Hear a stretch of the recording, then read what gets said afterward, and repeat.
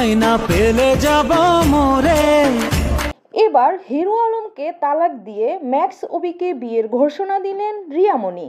সম্প্রতি আলোচিত content creator hero Alam তার ফেসবুকে একটি পোস্টে অভিযোগ করেন তার স্ত্রী রিয়ামণি ও ম্যাক্স অবি কক্সবাজারে হোটেলে একসাথে সময় কাটাচ্ছেন।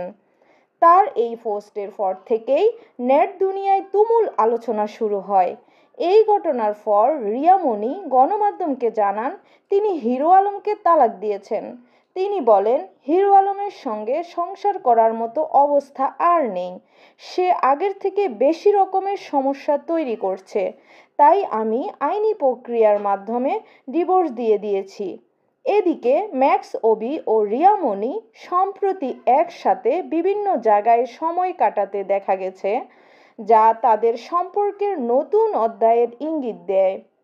আপনারা কি মনে করেন রিয়ামণি ও ম্যাক্স অবির সম্পর্ক কেমন হবে?